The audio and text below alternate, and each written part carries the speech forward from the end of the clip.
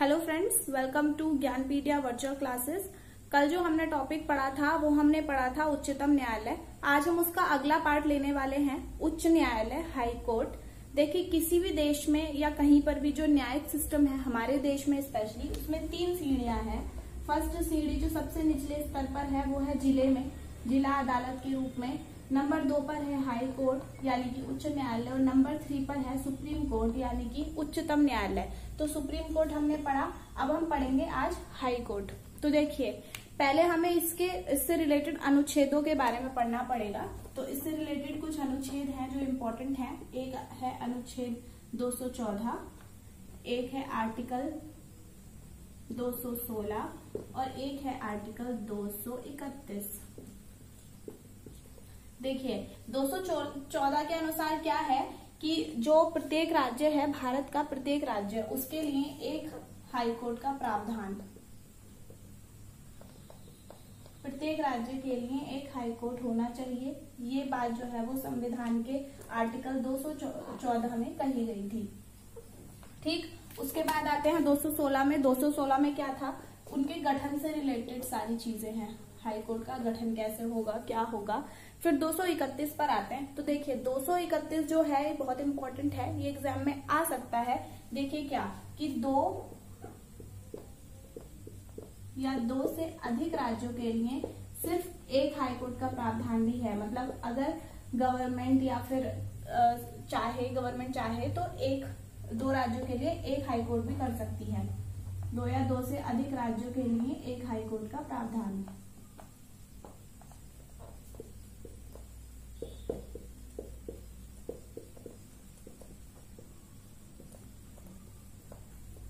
ये पूछा जा सकता है। हमारे देश में अभी भी बहुत से राज्य ऐसे हैं जिनके हाई कोर्ट में अपने अपने राज्य का कार्य तो होता ही है, दूसरे राज्यों का काम भी किया जाता है, वो हम अभी आपको बताते हैं। लेकिन ये कुछ अनुच्छेद है। 214 जिसमें एक हाई कोर्ट का प्रावधान है, 216 जिनमें हाई कोर्ट के गठन से रिलेटेड प्रावधान है, और 231 में क्या है कि 2 या 2 से अधिक राज्यों के लिए एक हाई कोर्ट भी कार्य कर सकता है। तो चलिए आगे चलते हैं।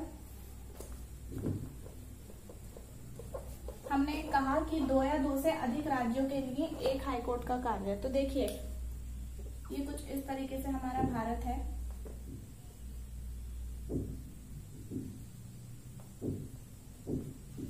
ठीक, यहाँ पर अंडमान निकोबार है, यहाँ पर जो है वो लक्षद्वीप है।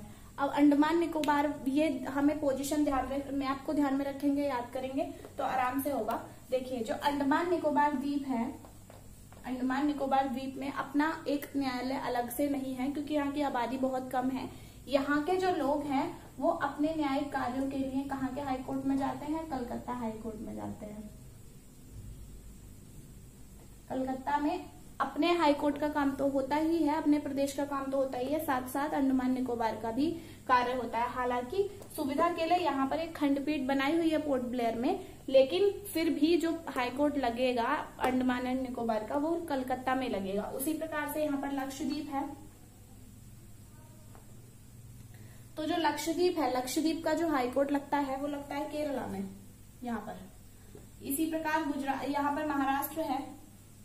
महाराष्ट्र का जो हाई कोर्ट है बम्बई हाई कोर्ट, जो महाराष्ट्र का high court Bombay high court है, वो अपने साथ साथ 4 जगह का देखता है। एक देखता है अपना महाराष्ट्र का पूरा, एक देखता है गोवा का पूरा, एक देखता है उसके साथ साथ दादर और नगर हवेली का पूरा, और एक देखता है दमन और दीव का पूरा। इस प्रकार से हमारे जो पूरे देश में है बहुत से हाई कोर्ट ऐसे हैं। इधर नॉर्थ ईस्ट में भी है गुवाहाटी हाई कोर्ट, जो 4 जगह का देख रहा है। ऊपर जम्मू कश्मीर में अभी हाल ही में जम्मू कश्मीर और लद्दाख 2 यूनियन टेरिटरीज बनी। पहले जम्मू कश्मीर में एक था श्रीनगर हाई कोर्ट था, वो पूरे जम्मू कश्मीर का देखता था, लेकिन अब लद्दाख भी बन चुका है। तो जो जम्मू कश्मीर का श्रीनगर हाई कोर्ट है वो लद्दाख के मामले भी देख रहा है। तो इस प्रकार से 2 राज्यों के लिए जो है एक हाई कोर्ट कार्य कर सकता है। ये हमारे संविधान में आर्टिकल 231 में दिया गया है, तो इसको आप ध्यान रखेंगे। देख लेते हैं।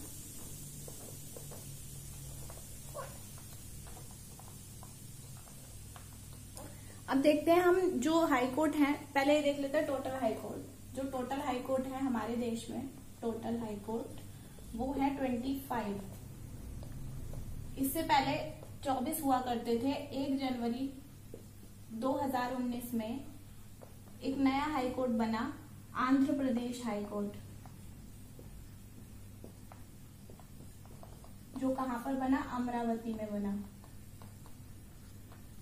इससे पहले जो आंध्र प्रदेश हाईकोर्ट का काम किया करता था, जो हाईकोर्ट काम करता था वो हैदराबाद में किया करता था, और जब से तेलंगाना अलग हुआ तब भी थोड़े दिन वो वहीं पर काम करा, तो उसने 5 साल। लेकिन अब आंध्र प्रदेश ने अपना एक अलग हाईकोर्ट बना लिया है जो कि अमरावती में है। तो लेटेस्ट में अगर पूछा जाए कि कौन सा हाईकोर्ट नया बना है और कब बना है, तो वो अमरावती आंध्र प्रदेश हाईकोर्ट बताया जाएगा। टोटल इस समय पर 25 है। अब आते हैं हम न्यायाधीशों के बारे में।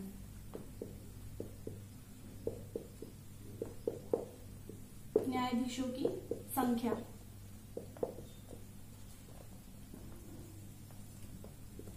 देखिए जो हाईकोर्ट के न्यायाधीशों की संख्या है वो किस प्रकार से डिसाइड होती है। उस संख्या को डिसाइड करने का पूरा अधिकार राष्ट्रपति के पास है, और जो राष्ट्रपति उसको डिसाइड करेंगे वो उस राज्य की जनसंख्या के अकॉर्डिंग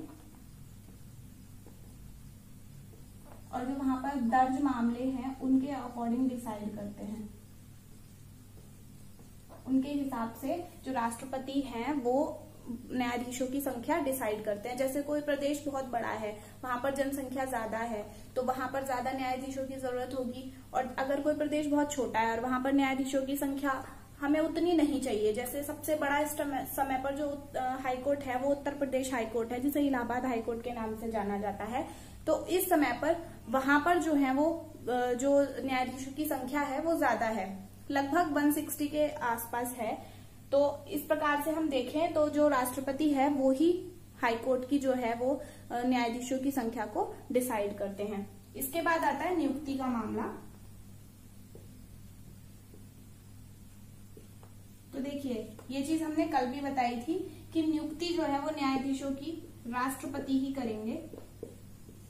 जो न्यायाधीशों की नियुक्ति है हाईकोर्ट में, उनकी नियुक्ति भी राष्ट्रपति ही करेंगे। और उसके बाद जो शपथ लेने का कार्य है, जो शपथ लेते हैं हाईकोर्ट के जो न्यायाधीश हैं वो राज्यपाल से शपथ लेते हैं, उस राज्य के संबंधित राज्य के राज्यपाल से शपथ लेते हैं। और त्याग पत्र ये किसे देते हैं, त्याग पत्र भी ये राष्ट्रपति को ही देते हैं। सिर्फ एक चीज अलग है और वो है कि शपथ जो ले रहे हैं वो उस राज्य के राज्यपाल से ले रहे हैं, राष्ट्रपति से नहीं ले रहे हैं। लेकिन जो त्याग पत्र है वो भी किसको देंगे, राष्ट्रपति को ही देंगे। अब राष्ट्रपति इनकी नियुक्ति करते किस हिसाब से है, कुछ तो होता होगा, मतलब क्या होता है। देखिए इसमें जो है, जो सुप्रीम कोर्ट के न्यायाधीशों की नियुक्ति राष्ट्रपति करते हैं उसमें वो सुप्रीम कोर्ट के न्यायाधीशों की सलाह लेते हैं। लेकिन इसमें क्या है, उस राज्य के राज्यपाल की भी सलाह लेंगे, जो सुप्रीम कोर्ट है उसके मुख्य न्यायाधीश की सलाह लेंगे,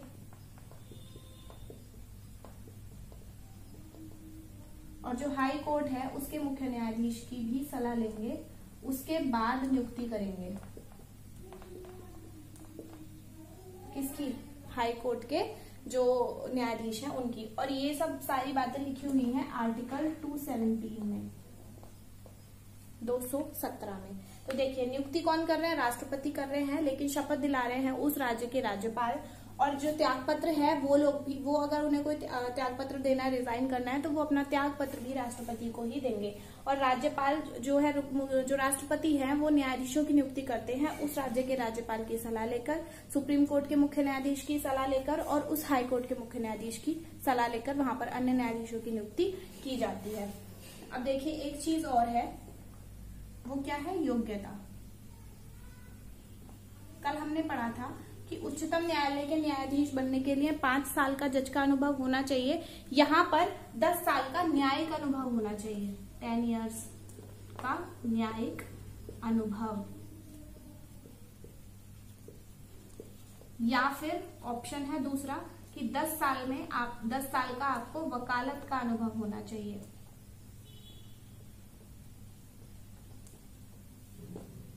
दो पॉइंट्स हैं, एक है 10 साल का न्यायिक अनुभव देश के किसी भी हाई कोर्ट में, और दूसरा है कि 10 साल का वकालत का अनुभव किसी भी हाई कोर्ट में। वो आप अलग अलग हाई कोर्ट में भी हो सकता है, एक में भी हो सकता है, लेकिन 10 साल का होना चाहिए।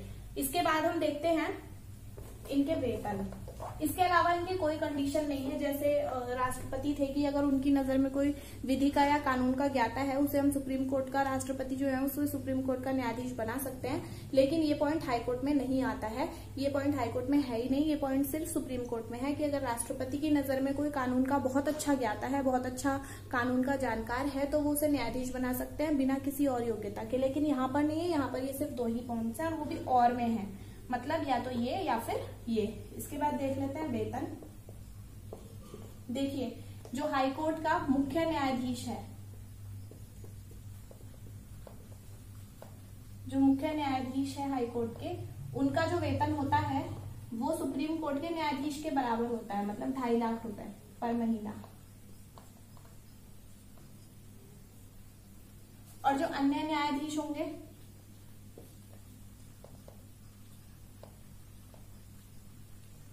अन्य न्यायाधीशों का जो वेतन होगा वो होगा 2.25 लाख रुपए महीना। ये चीज मैंने कल बताई थी कि जो सुप्रीम कोर्ट के न्यायाधीश होते हैं, जो मुख्य न्यायाधीश होते हैं, उनका वेतन होता है 2,80,000 और जो अन्य न्यायाधीश होते हैं उनका वेतन होता है 2.5 लाख। जो वहां के अन्य न्यायाधीश हैं उनका वेतन हाईकोर्ट के मुख्य न्यायाधीश के वेतन के बराबर होगा और अन्य न्यायाधीश जो होंगे उनका वेतन होगा 2.25 लाख रुपए। तो इस तरीके से जो वेतन है वो होते हैं। इसके बाद इनकी पेंशन है, तो ये जो वेतन है इनका वो राज्य की संचित निधि से जाता है, लेकिन जो पेंशन है वो राज्य की संचित निधि से नहीं, वो केंद्र की संचित निधि से जाती है, क्योंकि इनका जो राज्य है, जो इनकी पोस्टिंग का जो स्टेट है वो चेंज होता रहता है। तो राज्य कहते हैं कि हम क्यों दें, हमारे यहाँ पर तो समय कम काम किया है और यहाँ पर ज्यादा किया है, तो हम क्यों दें। इस हिसाब से जो यहाँ की जो इनकी पेंशन है वो पेंशन राज्य की संचित निधि से ना आकर केंद्र की संचित निधि से आती है। अब इसके बाद आता है वही हटाने वाली प्रक्रिया। जिस तरीके से हम केंद्र जो मुख्य न्यायाधीश हैं सुप्रीम कोर्ट के, उनको हटाने की एक प्रक्रिया होती है, तो उस प्रक्रिया में क्या होता है, उस प्रक्रिया में महाभियोग जैसी प्रक्रिया है। उसे महाभियोग नहीं बोला जाएगा, लेकिन है वो महाभियोग जैसी प्रक्रिया। मैंने बताया था कि लोकसभा और राज्यसभा में क्या होता है, 50 लोकसभा में 100 सदस्यों के साइन चाहिए प्रस्ताव पर और राज्यसभा में 50 व्यक्तियों के साइन चाहिए। सेम प्रक्रिया होती है इनको हटाने की सुप्रीम कोर्ट के जजेस की तरह। तो ये मैं यहाँ पर नहीं बता रही हूँ क्योंकि मैं उच्चतम न्यायालय वाली वीडियो में बता चुकी हूँ, तो आप वो वीडियो देख सकते हैं। मैं इस वीडियो के डिस्क्रिप्शन में उसका लिंक डाल दूंगी। उसमें पूरा हमने बता रखा है कि किस तरीके से वो न्यायाधीश जो है हटाया जाता है। बहुत डीप में समझाया हुआ है और उन न्यायाधीशों के नाम भी बता रखे हैं जो न्यायाधीश अब तक इस प्रक्रिया से हटे हैं। तो अब इनका कार्यकाल और देख लेते हैं।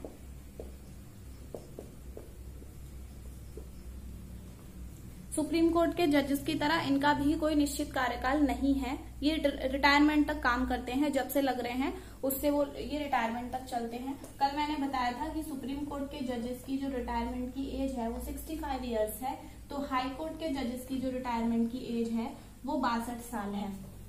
दोनों में अंतर है। इनकी रिटायरमेंट कार्यकाल जिस पूरा ट्रांसफर हर एक चीज से संबंधित जो भी निर्णय है वो राष्ट्रपति ही लेते हैं।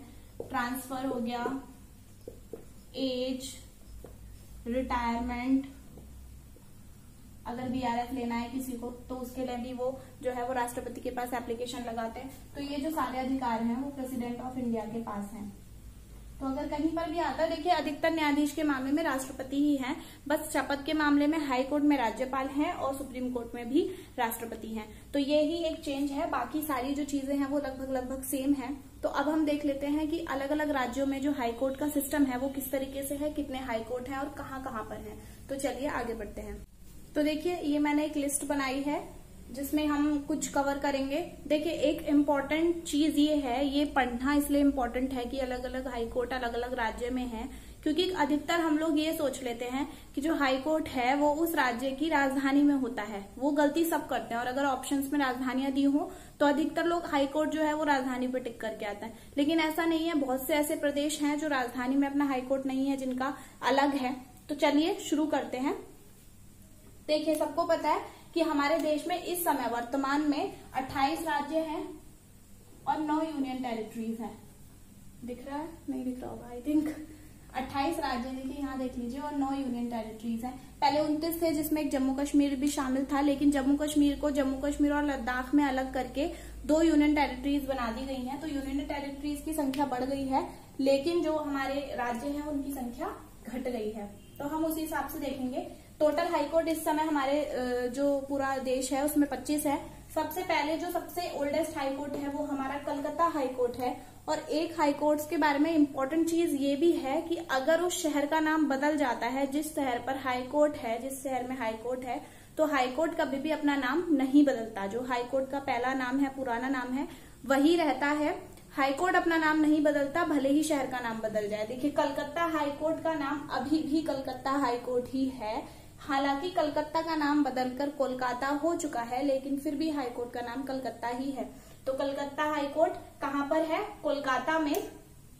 कोलकाता में है और ये देखता है, अधिकारिता लिखी है, मतलब किन किन राज्यों के कार्य देख रहा है। पश्चिम बंगाल और अंडमान निकोबार के कार्य देख रहा है। अंडमान निकोबार के लिए यहाँ पर एक खंडपीठ बना दी गई है पोर्ट ब्लेयर में। हालांकि हाईकोर्ट लगेगा कोलकाता ही, बट अगर आपको कुछ काम ऐसे हैं जो खंडपीठ से भी हो सकते हैं तो आप पोर्ट ब्लेयर से करवा सकते हो। दूसरा हाईकोर्ट है बम्बई। देखिए, यहाँ भी नाम बम्बई यहाँ पर है और नया नाम मुंबई यहाँ पर है। जो हाईकोर्ट है उसका नाम आज भी बम्बई है, वो है मुंबई में। नागपुर, पणजी और औरंगाबाद में इसकी खंडपीठ बनी हुई है। महाराष्ट्र, गोवा, दमन, दीव एवं दादर नागर हवेली के जो है ये दादर नगर हवेली के जो मुद्दे हैं, जो कार्य हैं, वो सब देखता है। देखिए, महाराष्ट्र में सबसे ज्यादा है, Maharashtra plus Goa plus Daman Diu plus Dadar Nagar Haveli. तो ये देखिए सिंपल, जैसे उत्तर प्रदेश का है कि उत्तर प्रदेश का हाईकोर्ट प्रयागराज में है, प्रयागराज से क्या है, सिर्फ वो यूपी का काम देख रहा है। एक सिंपल जो राज्य है उसके बारे में कभी नहीं आएगा। अगर हाईकोर्ट से रिलेटेड क्वेश्चन बनेगा तो वो ऐसे राज्यों से ही बनेगा। आपसे पूछ लेंगे कि गोवा हाईकोर्ट कहाँ पर है, तो आप कंफ्यूज हो जाओगे, क्योंकि अधिकतर लोग को लगता है कि राज्य में ही होगा, लेकिन ऐसा नहीं है। तो ऐसे क्वेश्चंस को आपको ज्यादा अच्छे से ध्यान देना है, ऐसी चीजों पर ज्यादा ध्यान देना है जो अपने राज्य के साथ साथ दूसरे राज्य के कार्य भी संभाल रहे हैं, उन हाईकोर्ट से ज्यादा क्वेश्चन आते हैं। तो महाराष्ट्र हाईकोर्ट यानी कि बम्बई हाईकोर्ट संभालता है महाराष्ट्र को, गोवा को, दमन दीव को और दादर नागर हवेली को। इनकी खंडपीठ बनी हुई है, लेकिन हाईकोर्ट का कार्य जो है वो बम्बई हाईकोर्ट ही देख रहा है। तीसरा है मद्रास हाईकोर्ट। देखिए, मद्रास नाम इसका आज भी मद्रास है, चेन्नई में स्थित है और कार्य संभालता है तमिलनाडु और पुदुचेरी के, जिसे पौंडीचेरी भी बोला जाता था। पुदुचेरी एकमात्र हमारे देश का ऐसा राज्य है जिसके 4 जिले हैं और चारों जिले अलग अलग राज्यों में हैं। एकमात्र केंद्र शासित प्रदेश है जिसके 4 जिले हैं और चारों के चारों जिले अलग अलग राज्यों में। कौन कौन से जिले हैं इसके पता होगा आपको? माहे, यनम, करिकाल और खुद पुदुचेरी, जिसके ऊपर इसका नाम है। इनमें सबसे बड़ा जो है वो है पुदुचेरी और सबसे छोटा है माहे। तो ये चारों जो है वो अलग अलग राज्यों में है। तो अलग अलग राज्यों में है तो ये इम्पोर्टेंट है, क्योंकि अलग अलग राज्यों में होने के बाद तो और ज्यादा कंफ्यूजन हो जाएगा कि कौन से राज्य इसका हाईकोर्ट का काम संभाल रहे हैं। तो इसका कार्य संभाल रहा है मद्रास हाईकोर्ट, जो कि चेन्नई में है और तमिलनाडु और पुदुचेरी का कार्य संभालते हैं। इसके बाद चौथा आते हैं हम इलाहाबाद हाईकोर्ट। नाम आज भी इलाहाबाद हाईकोर्ट है, इलाहाबाद उच्च न्यायालय है, लेकिन नाम बदल चुका है, इलाहाबाद का प्रयागराज हो चुका है। तो स्थान में हम प्रयागराज लिखेंगे, हालांकि हाईकोर्ट का नाम इलाहाबाद हाईकोर्ट ही रहेगा। ये संभाल रहा है उत्तर प्रदेश के कार्य। उत्तर प्रदेश के कार्य संभालने के बाद इसमें जो खंडपीठ है वो लखनऊ में है, इसकी खंडपीठ। इसके बारे में थोड़ा और आगे पढ़ेंगे, लेकिन अभी नहीं पढ़ते हैं। जो है ये इतना भी देख लीजिए कि इलाहाबाद में है इलाहाबाद हाईकोर्ट है कहाँ पर? प्रयागराज में। और कौन से प्रदेश के संभाल रहा है? सिर्फ उत्तर प्रदेश के। इसकी खंडपीठ लखनऊ में बना रखी, क्योंकि जनसंख्या और बहुत बड़ा प्रदेश है इसलिए। चौथा कर्नाटक हाईकोर्ट। कर्नाटक हाईकोर्ट है बेंगलुरु में और ये संभालता है सिर्फ कर्नाटक के काम। पटना हाईकोर्ट, ये भी पटना में है और ये संभाल रहा है उड़ीसा के काम। जिस प्रदेश की राजधानी में नहीं है ना, मैं वहां उस पर टिक कर देती हूँ। देखिए, एक इलाहाबाद है, इलाहाबाद जो है राजधानी में नहीं है। उत्तर प्रदेश की राजधानी है लखनऊ, लेकिन हाईकोर्ट इलाहाबाद में है। पटना में है और कार्य संभाल रहा है बिहार के। अगला उड़ीसा हाईकोर्ट। देखिए, उड़ीसा की राजधानी भी भुवनेश्वर है, लेकिन राजधानी में नहीं है, कटक में है। तो ये इम्पोर्टेंट है और कटक कार्य संभालता है सिर्फ उड़ीसा के। 8वां आता है जम्मू कश्मीर। जम्मू कश्मीर हाईकोर्ट है श्रीनगर में और ये नया रिसेंट है, इसके बारे में पढ़ना जरूरी है। ये रिसेंट नहीं है बट इसका चेंज हुआ है कुछ। जम्मू कश्मीर है, श्रीनगर में है, लेकिन कार्य जम्मू कश्मीर और लद्दाख दोनों के संभालेगा। लद्दाख जो कि इस समय केंद्र शासित प्रदेश का दर्जा मिल चुका है लद्दाख को, उसका कार्य भी श्रीनगर हाईकोर्ट यानी कि जम्मू कश्मीर का हाईकोर्ट देखेगा। तो ये हमारे कुछ 7 हाईकोर्ट हुए। कलकत्ता हाईकोर्ट जो कि कोलकाता में है और कार्य देखता है अंडमान निकोबार और पश्चिम बंगाल के। बम्बई है जो कि मुंबई में है, कार्य देखता है महाराष्ट्र, गोवा, दमन दीव और दादर नगर हवेली के। मद्रास हाईकोर्ट जो कि चेन्नई में है, तमिलनाडु और पुडुचेरी के कार्य देखता है। इलाहाबाद हाईकोर्ट जो प्रयागराज में है, उत्तर प्रदेश के कार्य देख रहा है। कर्नाटक के देखता है। पटना बिहार के देखता है। उड़ीसा का हाईकोर्ट कटक में है जो कि सिर्फ उड़ीसा के कार्य देख रहा है। और जम्मू कश्मीर हाईकोर्ट श्रीनगर में है जो जम्मू कश्मीर और लद्दाख के कार्य देख रहा है। आगे देख लेते हैं दूसरी लिस्ट हमारी। देखिए 9वें नंबर पर है गुवाहाटी हाईकोर्ट। गुवाहाटी भी एक बहुत बड़ा शहर है, राजधानी नहीं है, तो ये भी आपको ध्यान रखना है। तो गुवाहाटी हाईकोर्ट कहाँ पर है? गुवाहाटी में है, जिसकी जो खंडपीठ है वो कोहिमा, आइजोल और ईटानगर में है। 3 जगह इसकी खंडपीठ है। ये 4 राज्यों का काम देखता है, असोम, नागालैंड, मिजोरम और अरुणाचल। असोम, नागालैंड, मिजोरम और अरुणाचल का काम जो है वो हमारा गुवाहाटी हाईकोर्ट देखता है। इसके अलावा जो है वो हमारा राजस्थान हाईकोर्ट। राजस्थान हाईकोर्ट भी अपनी राजधानी में नहीं है, एक बहुत बड़े शहर में है जो कि है जोधपुर। तो जोधपुर हाईकोर्ट जोधपुर में है। इसकी एक खंडपीठ जयपुर में भी है और ये केवल और केवल राजस्थान के मामले देखता है। इसके बाद आया अपना आंध्र प्रदेश। ये अभी हाल ही में बना है, रिसेंट है, ये 25वां। मैंने बताया था 1 जनवरी 2019 को। तो ये कहाँ पर है? ये अमरावती में बना है और ये सिर्फ और सिर्फ आंध्र प्रदेश के मामले देखता है। आंध्र प्रदेश हाईकोर्ट कहाँ पर है? अमरावती में है और सिर्फ आंध्र प्रदेश के मामले देखता है। इससे पहले ये तेलंगाना में था, हैदराबाद में था, जो कि अब इस समय पर तेलंगाना की राजधानी है, तो तेलंगाना ने ले लिया है। इसके बाद है एमपी यानी कि मध्य प्रदेश। मध्य प्रदेश की राजधानी क्या है? भोपाल, लेकिन फिर भी कहाँ पर है? जबलपुर में। जबलपुर मध्य प्रदेश का एक बहुत बड़ा शहर है, तो जबलपुर में है। और जो इसकी खंडपीठ है वो इंदौर और ग्वालियर में है। ये सिर्फ एमपी के काम देख रहा है। नेक्स्ट है केरल। केरल की राजधानी तिरुवनंतपुरम है, लेकिन इसका जो हाईकोर्ट है वो है कोच्चि में। और कोच्चि जो केरल हाईकोर्ट है वो केरल और लक्षद्वीप दोनों के मामले देखता है। इसकी कोई भी खंडपीठ नहीं है। गुजरात की राजधानी भी आपको पता है कि गांधीनगर है, लेकिन हाईकोर्ट है अहमदाबाद में और ये देखता है गुजरात के मामले। दिल्ली केंद्र शासित प्रदेश, इसका हाईकोर्ट भी दिल्ली में ही है और ये सिर्फ और सिर्फ दिल्ली के मामले देखता है। अगला देखिए इम्पोर्टेंट है पंजाब और हरियाणा हाईकोर्ट। नाम इसका पंजाब और हरियाणा हाईकोर्ट ही है, ऐसा नहीं है कि उसको पंजाब हाईकोर्ट बोलेंगे या हरियाणा हाईकोर्ट बोलेंगे। नाम ही पंजाब और हरियाणा हाईकोर्ट है वो चंडीगढ़ में और देख रहा है तीनों के मामले, पंजाब का भी, हरियाणा का भी और चंडीगढ़ का भी। तीनों मामले देख रहा है पंजाब और हरियाणा हाईकोर्ट। तो चलिए एक बार देख लेते हैं गुवाहाटी हाईकोर्ट। गुवाहाटी में है। कोहिमा, आइजोल और ईटानगर में इसकी खंडपीठ है और असोम, नागालैंड, मिजोरम और अरुणाचल के मामले देख रहा है। इससे पहले त्रिपुरा, मणिपुर और एक और बचा इनमें मेघालय। हाँ, मेघालय, त्रिपुरा और मणिपुर, इन तीनों के मामले भी ये देखा करता था, लेकिन 2013 में उनके लिए अलग अलग हाईकोर्ट बन गए। राजस्थान का है जोधपुर में, राजस्थान के मामले। आंध्र प्रदेश का अमरावती में, आंध्र प्रदेश के मामले। एमपी का जबलपुर में, एमपी के मामले। केरल का कोच्चि में, केरल और लक्षद्वीप के मामले। गुजरात का अहमदाबाद में, गुजरात के मामले। दिल्ली का दिल्ली में, दिल्ली के मामले। और पंजाब और हरियाणा हाईकोर्ट चंडीगढ़ में और मामले पंजाब, हरियाणा और चंडीगढ़ तीनों के मामले। नेक्स्ट पे आ जाते हैं। अब आगे के जो बचे हुए हैं थोड़े से उन्हें और देख लेते हैं। देखिए अगला है हिमाचल प्रदेश उच्च न्यायालय। एचपी मतलब हिमाचल प्रदेश। ये भी राजधानी में है, शिमला में है और मामले देखता है सिर्फ और सिर्फ हिमाचल प्रदेश के। अगला सिक्किम हाईकोर्ट गंगटोक में है और सिर्फ सिक्किम के मामले देखता है। छत्तीसगढ़ हाईकोर्ट है बिलासपुर में। देखिए राजधानी है छत्तीसगढ़ की रायपुर, लेकिन है कहाँ पर? बिलासपुर में। ये देखता है सिर्फ छत्तीसगढ़ के मामले। उत्तराखंड की राजधानी है देहरादून, लेकिन है कहाँ पर? नैनीताल में। ये देखता है सिर्फ और सिर्फ उत्तराखंड के मामले। नेक्स्ट है झारखंड की राजधानी रांची में ही है और झारखंड के मामले देख रहा है। मेघालय का शिलोंग है, मेघालय के देख रहा है। त्रिपुरा का हाईकोर्ट अगरतला में है, त्रिपुरा के मामले देख रहा है। मणिपुर का हाईकोर्ट इम्फाल में है, मणिपुर के मामले देख रहा है। और तेलंगाना का हाईकोर्ट हैदराबाद में है और तेलंगाना के मामले देख रहा है। ये जो 3 हैं, ये तीनों 2013 में बने थे। मतलब अगर हम अमरावती हाई कोर्ट को छोड़ दें, आंध्र प्रदेश हाई कोर्ट को छोड़ दें, तो उससे पहले जो बने हुए थे वो ये तीनों ही थे।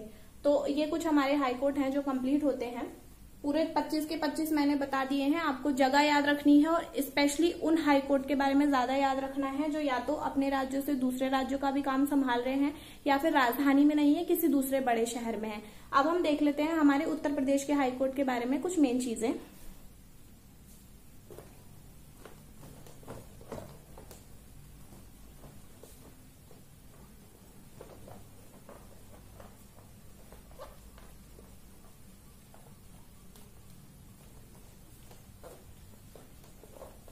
चलिए देख लेते हैं।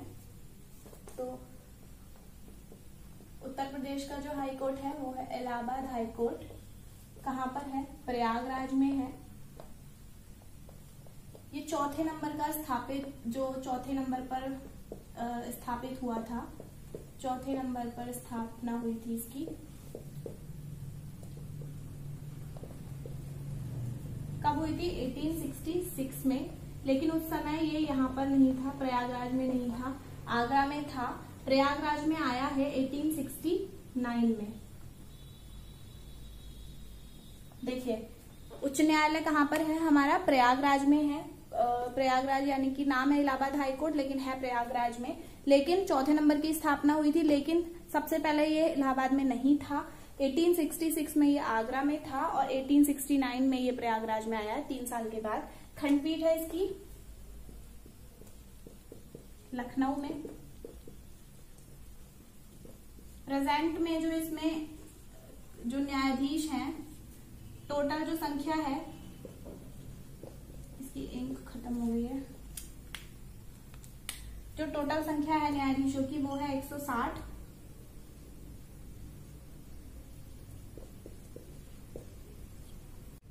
जो टोटल संख्या है वो है न्यायाधीशों की 160, जिसमें से 76 हैं वो तो परमानेंट हैं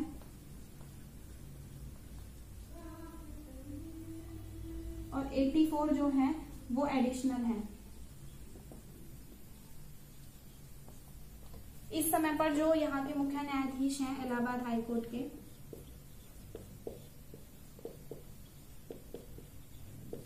वो है गोविंद माथुर।